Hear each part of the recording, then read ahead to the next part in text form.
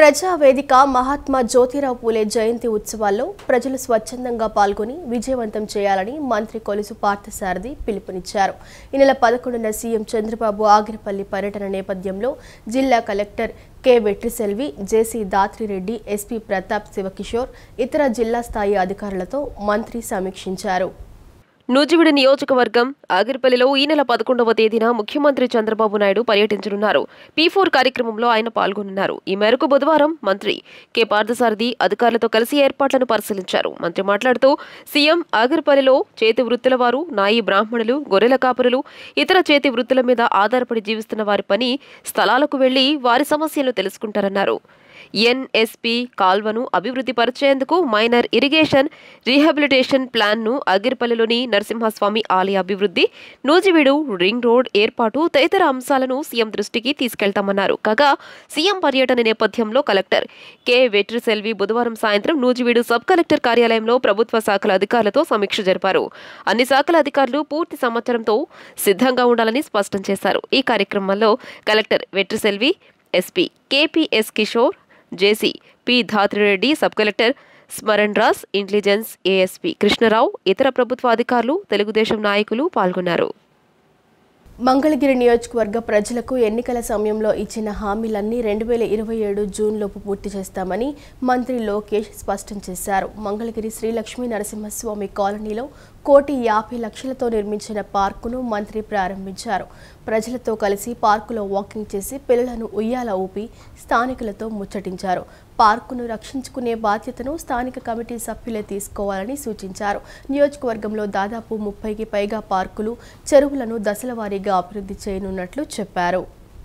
Mangalagiri SLN కాలనీలో అభివృద్ధి చేసిన శ్రీ లక్ష్మీ నరసింహస్వామి పార్క్ను రాష్ట్ర ఐటీ పురపాలక శాఖ మంత్రి నారా లోకేష్ ఘనంగా ప్రారంభించారు. మొత్తం 0.35 ఎకరాల్లో విస్తరించి ఉన్న ఈ పార్క్ను సుమారు 1.06 కోట్ల వ్యయంతో తీర్చిదిద్దినట్టు ఆయన తెలియజేశారు. ఈ సందర్భంగా మంత్రి నారా లోకేష్ మాట్లాడుతూ మంగళగిరి నియోజకవర్గాన్ని హరితవనంగా మార్చే దిశగా కృషి చేస్తున్నామన్నారు. ఇప్పటి వరకు 30కి పైగా పార్కులు, చెరువులను దశలవారీగా అభివృద్ధి చేశామని, త్వరలో మంగళగిరిలోని టిట్కో పార్కును 9 కోట్ల రూపాయలతో అభివృద్ధి చేయాలని నిర్ణయించామని తెలియజేశారు. నులకపేట, చినకాకానిలో లేక్ పార్కులను కూడా అభివృద్ధి చేసి వాకర్స్ కు అందుబాటులోకి తీసుకువస్తామని తెలియజేశారు. ఈ కార్యక్రమంలో నియోజకవర్గ కూటమి ముఖ్య నేతలు, స్థానిక ప్రజాప్రతినిధులు, అధికారులు పాల్గొన్నారు. పార్క్ ప్రారంభోత్సవం సందర్భంగా స్థానికులు పెద్ద ఎత్తున హాజరై మంత్రి లోకేష్ కు అభినందనలు తెలియజేశారు. పోలీసుల వ్యవస్థపై సీఎం జగన్ చేసిన వ్యాఖ్యలను తీవ్రంగా ఖండిస్తున్నామని బీజేపీ ఏపీ రాష్ట్ర అధ్యక్షురాలు ఎంపీ దగ్గుబాటి పురంధేశ్వరి వెల్లడించారు. జగన్ వ్యాఖ్యలు కేవలం మహిళలను మాత్రమే కాదు, మొత్తం పోలీసు వ్యవస్థను కించపరిచేలా ఉన్నాయి అని అన్నారు. జగన్ పోలీసు వ్యవస్థకు బహిరంగంగా క్షమాపణ చెప్పాలని బీజేపీ డిమాండ్ చేస్తుందని పురంధేశ్వరి స్పష్టం చేశారు. పోలీసుల వ్యవస్థపై సీఎం జగన్ చేసిన వ్యాఖ్యలను తీవ్రంగా ఖండిస్తున్నామని బీజేపీ ఏపీ రాష్ట్ర అధ్యక్షురాలు ఎంపీ దగ్గుబాటి పురంధరేశ్వరి వెల్లడించారు. పోలీసులు నాయకుల చొరవతో కానీ, వ్యవస్థల ఒత్తిడితో కానీ రూపుదిద్దుకోరని, వారు ఎన్నో కష్టతరమైన పరీక్షల్లో ఉత్తీర్ణులై అర్హత సాధించిన వారే అన్నారు. శాంతి భద్రతలను కాపాడే బాధ్యతను భుజాలపై వేసుకుని 4వ సింహంగా వ్యవహరించే పోలీసు వ్యవస్థను ప్రతి ఒక్కరూ గౌరవిస్తారు అని పేర్కొన్నారు. వారి ప్రాణాలను పణంగా పెట్టి సమాజ శాంతిని నిలబెట్టే విధంగా పనిచేసే పోలీసులపై సీఎం జగన్ చేసిన వ్యాఖ్యలు బాధాకరమైనవన్నారు. సత్యసాయి జిల్లా ఎస్పీగా ఓ మహిళ ఉన్నా అనే విషయం కూడా పట్టించుకోకుండా జగన్ చేసిన వ్యాఖ్యలు విచక్షణ లేకుండా చేసినవే అని ఆమె ఆగ్రహం వ్యక్తం చేశారు. ప్రస్తుతం రాష్ట్రంలో 5,000 మంది మహిళా పోలీసులు సేవలు అందిస్తున్నారని చెప్పారు. జగన్ వ్యాఖ్యలు కేవలం మహిళలను మాత్రమే కాదు, మొత్తం పోలీస్ వ్యవస్థను కించపరిచేలా ఉన్నాయి అని అన్నారు. జగన్ పోలీస్ వ్యవస్థకు బహిరంగంగా క్షమాపణ చెప్పాలని బీజేపీ డిమాండ్ చేస్తోందని పురంధరేశ్వరి స్పష్టం చేశారు. డిపిఆర్ సకాలంలో రాకపోయినా ఈ అంశానికి కట్టుబడి అప్పట్లో కేంద్ర ప్రభుత్వం 2,500 కోట్ల రూపాయలు రాజధాని అంటే అమరావతి పరిసర ప్రాంతాలు, ప్రత్యేకించి విజయవాడ, గుంటూరులో ఉన్నటువంటి మౌలిక సదుపాయాల అభివృద్ధికి 2,500 కోట్లు మంజూరు చేయగా, బాహ్య వలయ రోడ్డు ఏదైతే ఉందో అంటే ఔటర్ రింగ్ రోడ్ అని ఏదైతే మనం చెప్పుకుంటామో ఆ బాహ్య వలయ రోడ్డు కూడా 20,000 కోట్ల రూపాయలు కేంద్ర ప్రభుత్వం మంజూరు చేసినటువంటి విషయం ప్రజలకి గుర్తు ఉండే ఉంటుంది అని చెప్పి నేను భావిస్తున్నాను. 2024వ సంవత్సరం జరిగినటువంటి సార్వత్రిక ఎన్నికల్లో డబుల్ ఇంజిన్ సర్కార్ అంటే కేంద్రంలో ఎన్డీఏ కూటమి, అదేవిధంగా రాష్ట్రంలో సైతం ఎన్డీఏ కూటమి అధికారంలోకి వచ్చినట్లయితే ఆంధ్ర రాష్ట్రాన్ని అద్భుతంగా అభివృద్ధి చేసుకోవచ్చు అన్న విషయాన్ని గుర్తించి ప్రజలు ఎన్డీఏ కూటమిని ఆశీర్వదించి అనూహ్యమైనటువంటి విజయాన్ని అందించడం జరిగింది. ఇవాళ ఏదైతే ఎన్నికల సందర్భంలో కేంద్ర ప్రభుత్వం అదేవిధంగా భారతీయ జనతా పార్టీ తెలియజేసిందో అమరావతి నిర్మాణానికి అభివృద్ధికి సంపూర్ణ సహకారాన్ని అందిస్తాము అని చెప్పినటువంటి నేపథ్యంలో వరల్డ్ బ్యాంక్ మాధ్యమంగా 15,000 కోట్ల రూపాయలు, అదేవిధంగా హడ్కో మాధ్యంగా 11,000 కోట్ల రూపాయలు అందించడానికి నిర్ణయం చేయడం జరిగింది. నేర చరిత్ర కలిగిన వైఎస్ఆర్సీపీ అధ్యక్షుడు జగన్ కుటిల రాజకీయ ప్రయోజనాల కోసం రాష్ట్రంలో శాంతి భద్రతలకు విఘాతం కలిగించేందుకు కుట్రలు పన్నుతున్నారని నరసరావుపేట ఎంపీ లోక్సభలో టీడీపీ పక్ష నేత లావు శ్రీకృష్ణదేవరాయలు ధ్వజమెత్తారు. నిరాధార ప్రకటనలు చేస్తూ ప్రజల్లో విద్వేషాలను రెచ్చగొడుతున్నారని మండిపడ్డారు. జగన్ను ప్రొఫెషనల్ పొలిటికల్ క్రిమినల్గా అభివర్ణించారు. శ్రీ సత్యసాయి జిల్లా పాపిరెడ్డిపల్లి ఘటన నేపథ్యంలో బుధవారం కేంద్ర హోంమంత్రి అమిత్ షాకు లావు శ్రీకృష్ణదేవరాయలు లేఖ రాశారు. అక్కడ భద్రతా వైఫల్యం జగన్ సృష్టించిన మరో డ్రామాగా లేఖలో వెల్లడించారు. ఇతరులపై బురద జల్లడం జగన్ నైజమన్నారు. జగన్ చేస్తున్న డ్రామాలు రాష్ట్ర ప్రజలతో పాటు యావత్ జాతికి తెలియాలని, ఆయన తన అస్తిత్వం రాజకీయ ప్రయోజనాల కోసం చేస్తున్న కుట్రలపై అవసరమైతే తగిన విచారణ జరిపించాలని అమిత్ షాను కోరారు. బాధ్యతారహితంగా వ్యవహరిస్తున్న జగన్ ప్రజాస్వామ్యానికి హానికరంగా మారారని ఎంపీ లావు శ్రీకృష్ణదేవరాయలు మండిపడ్డారు. పర్యటనల పేరుతో ప్రజల్లో విద్వేషాలు సృష్టించాలని చూస్తున్నారంటూ కేంద్ర హోంమంత్రి అమిత్ షాకు లేఖ రాశారు. వివేక హత్య కేసు నుంచి కోడికత్తి రాళ్లదాడి వరకు అన్ని కుట్రలే అని లేఖలో ప్రస్తావించారు. జగన్ కుటిల రాజకీయాలపై సమగ్ర విచారణ జరిపించాలని లేఖలో అమిత్ షాను కోరారు. తండ్రి రాజశేఖర్ రెడ్డి ముఖ్యమంత్రిగా ఉండగా ఆయన అధికారాన్ని అడ్డుపెట్టుకుని జగన్ చేసిన ఆర్థిక నేరాలకు సంబంధించి సిబిఐ 11 ఛార్జిషీట్లు దాఖలు చేసిందని, ప్రస్తుతం ఆయన బెయిల్పై ఉన్నారని గుర్తు చేశారు. మనీ లాండరింగ్ అభియోగాలపై ఈడీ 9 కేసుల్లో అభియోగాలు నమోదు చేసిన విషయాన్ని అమిత్ షాకు రాసిన లేఖలో ప్రస్తావించారు. రాజకీయ ప్రయోజనాల కోసం కుట్రలు చేయడం జగన్కు వెన్నతో పెట్టిన విద్య అని 2019 ఎన్నికలకు ముందు జరిగిన జగన్ చిన్నాన్న వివేక ఘోర హత్యను రాష్ట్ర ప్రజలు ఇంకా మర్చిపోలేదని లేఖలో వెల్లడించారు. జగన్కు చెందిన సాక్షి టీవీలో మొదట వివేక గుండెపోటుతో చనిపోయారని ప్రసారం చేశారని, దర్యాప్తును పక్కదారి పట్టించేందుకు జగన్ ఆ నేరాన్ని అప్పటి టీడీపీ ప్రభుత్వంపై నెట్టేసి రాజకీయ ప్రయోజనం పొందారని విమర్శించారు. అప్పట్లో సిబిఐ దర్యాప్తు కోరిన ఆయన చివరకు సిబిఐ పైనే కేసు వేశారని అమిత్ షాకు రాసిన లేఖలో వెల్లడించారు. వివేక హత్యలో జగన్ అసాధారణ డ్రామా నేర రాజకీయాలకు మచ్చుతున కాని అన్నారు. అదొకటే కాదు, విశాఖ విమానాశ్రయంలో కోడికత్తి డ్రామా, 2024 ఎన్నికలకు ముందు రాళ్లదాడి డ్రామాను ఆయన అలాగే రక్తి కట్టించారని తెలియజేశారు. మాజీ ముఖ్యమంత్రి జగన్ వ్యాఖ్యలపై మంత్రి సవిత ఆగ్రహం వ్యక్తం చేశారు. జగన్కు శవ రాజకీయాలు అలవాటుగా మారిందని, తన తండ్రి మరణాన్ని కూడా రాజకీయంగా వాడుకున్నారని అన్నారు. పోలీసులే లేకుంటే నీ ఇంటి గడపైన దాటగలవా? సీఎం సీట్లో కూర్చుని పాలించిన నీకు పోలీసులతో ఎలా మాట్లాడాలో తెలియదా అని జగన్పై మంత్రి సవిత మండిపడ్డారు. శ్రీ సత్యసాయి జిల్లా పెనుకొండలో ఆమె విలేకరులతో మాట్లాడారు. పోలీసులను బట్టలుడదీసి కొడతామనడం ఎంతవరకు సబబని ప్రశ్నించారు. ప్రజలను రెచ్చగొట్టేలా, వ్యవస్థలను కించపరిచేలా మాట్లాడితే సహించేదే లేదన్నారు. జగన్కు శవ రాజకీయాలు అలవాటుగా మారిందని, తన తండ్రి మరణాన్ని కూడా రాజకీయంగా వాడుకున్నారని అన్నారు. పాపిరెడ్డిపల్లిలో జరిగిన ఘటన బాధాకరమని, బాధ్యులు ఎంతటి వారైనా కఠినంగా శిక్షిస్తామని చెప్పారు. మరి ఈ రోజు ముఖ్యమంత్రి చంద్రబాబు నాయుడు గారు అధికారంలో ముఖ్యమంత్రిగా ఉన్నప్పుడు ఎక్కడైనా ఇన్సిడెంట్ జరిగితే వెళ్లి పరామర్శిస్తున్నారు, వాళ్ళ కుటుంబానికి అండగా ఉన్నారు. సాధ్యమైనంత వరకు తొందరగా శిక్ష పడే విధంగా కూడా మేము చర్యలు తీసుకున్నామనే విషయాన్ని కూడా మీకు తెలియజేస్తున్నాం. మరి ఈ రోజు నిన్నటి రోజు మీరు మాట్లాడిన తీరేంటి? పోలీసులను బట్టలు ఉడగొట్టి పడతాం, ఇదా మీ సభ్యత? ప్రజలకు ఏం మెసేజ్ ఇవ్వాలనుకుంటున్నారు? మీరు ఇక్కడికి వచ్చి ఓదార్పు యాట కాదు, మీ ఉనికి చాటుకునే కోసం రెచ్చగొడుతున్నారు. ప్రజలు మీరు ఎంత రెచ్చగొడితే మాత్రం ప్రజలు ఎవరు రెచ్చిపోరు.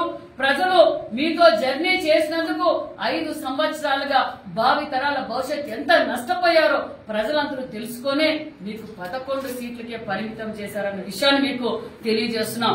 మీరు అదే మైండ్ సెట్ లోనే ఉన్నారు.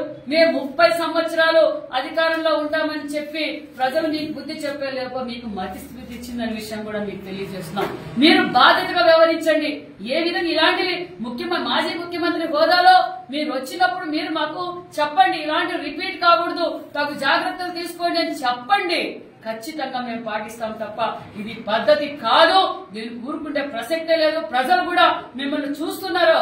చూసినందుకు మీరు చేస్తున్న ఆ రోజు మీరు ముఖ్యమంత్రి హోదాగా ఉన్నప్పుడు మీరు ఏ విధంగా మాట్లాడారో ఇప్పుడు కూడా మీరు అలాగే రెచ్చగొట్టుకుంటూ మాట్లాడితే ప్రభుత్వం కూడా తగు చర్యలు కూడా తీసుకుంటుందనే విషయాన్ని కూడా మీకు జగన్ శవ రాజకీయాలను ప్రజలను తిరస్కరించినా ఇప్పటికీ ఆయన బుద్ధి మారలేదని టీడీపీ నేతలు మండిపడ్డారు. రాప్తాడు నియోజకవర్గంలో 2 కుటుంబాల మధ్య జరిగిన ఘర్షణను ప్రభుత్వానికి ఆపాదించాలని జగన్ ప్రయత్నించారని మాజీ మంత్రి దేవినేని ఉమామహేశ్వరరావు ఆగ్రహం వ్యక్తం చేశారు.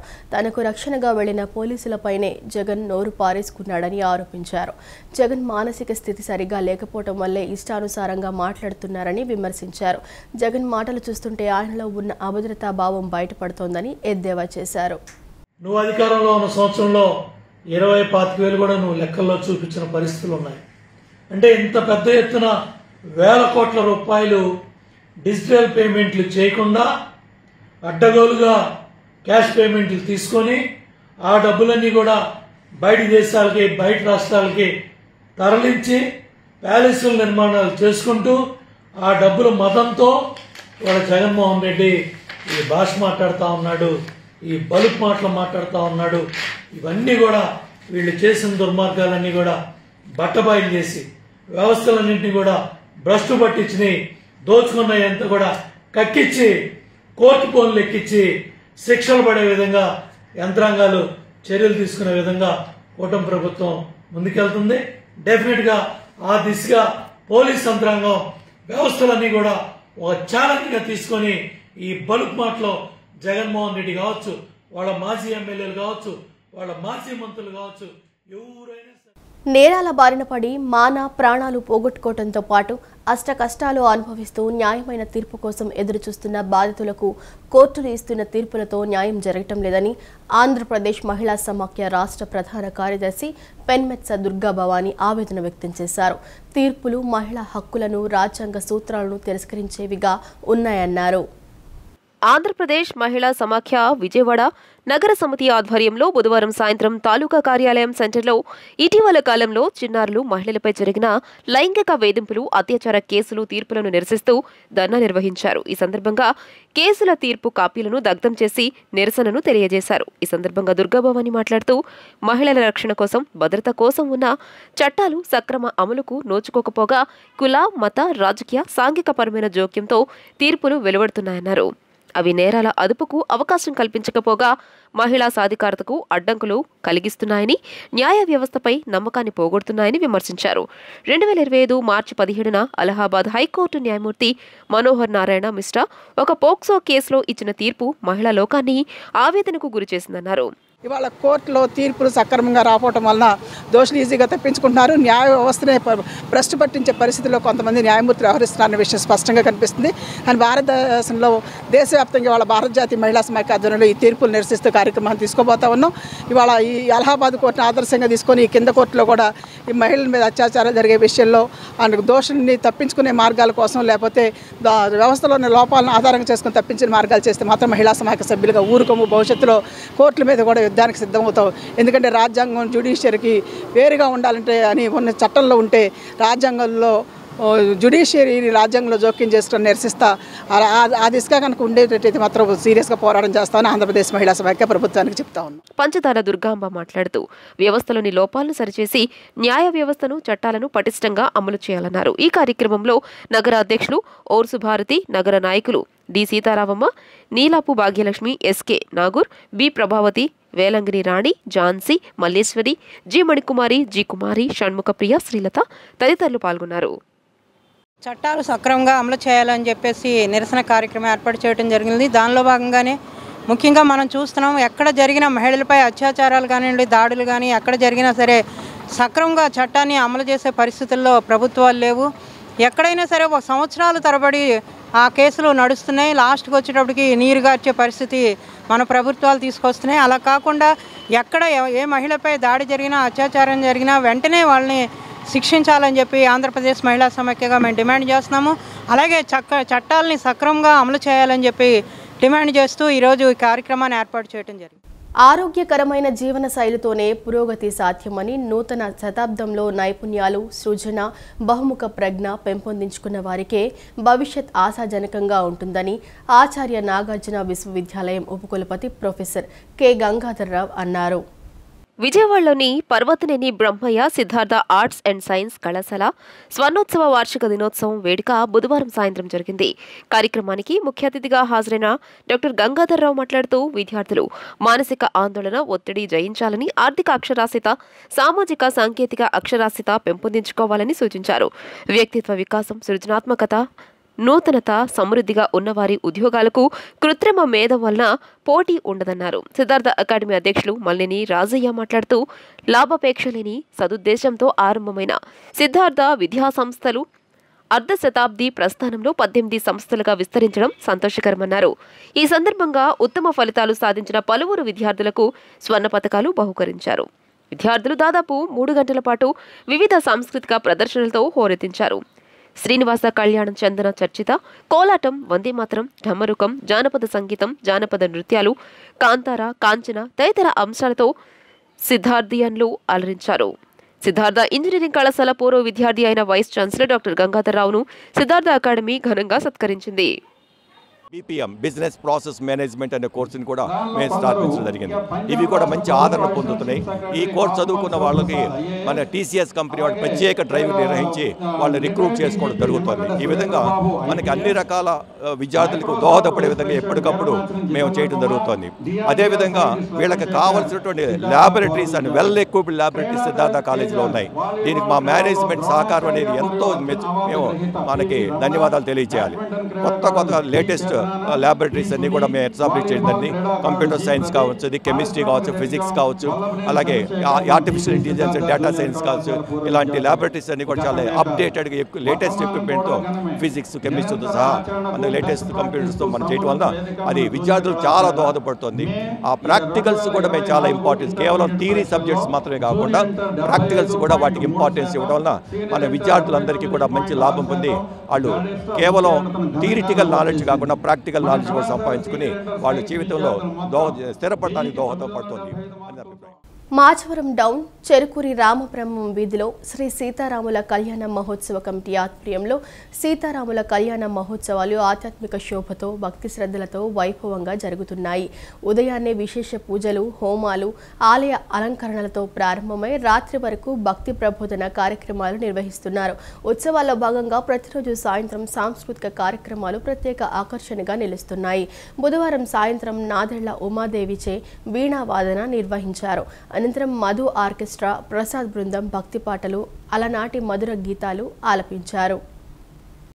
పవన్ కళ్యాణ్ తనయుడు మార్క్ శంకర్ ఓ పాఠశాలలో జరిగిన అగ్ని ప్రమాదంలో గాయపడిన సంగతి తెలిసిందే. ఆయన త్వరగా పూర్తి స్థాయి ఆరోగ్యంతో కోలుకోవాలని బాపులపాడు మండలం హనుమాన్ జంక్షన్లోని శ్రీ అభయాంజనేయ స్వామి ఆలయంలో జనసేన పార్టీ గన్నవరం నియోజకవర్గ ఇన్ఛార్జ్ చలమలశెట్టి రమేష్ బాబు నేతృత్వంలో ప్రత్యేక పూజలు నిర్వహించారు.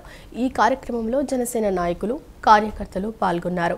ఈ సందర్భంగా చలమలశెట్టి రమేష్ బాబు మాట్లాడుతూ ఇది చాలా బాధాకరమైన ఘటన అని, పవన్ కళ్యాణ్ అందరికీ సమానత్వాన్ని బోధించే నాయకుడని అన్నారు. అన్ని మతాలను గౌరవిస్తూ సమాజంలో సౌభ్రాతృత్వ భావాన్ని పెంపొందించాలనే ఆయన ఆశయాలు ఎంతో గొప్పవి అని అన్నారు. మార్క్ శంకర్ త్వరగా కోలుకొని ఆరోగ్యవంతుడు అవ్వాలని భగవంతుణ్ణి ప్రార్థిస్తున్నామని తెలిపారు.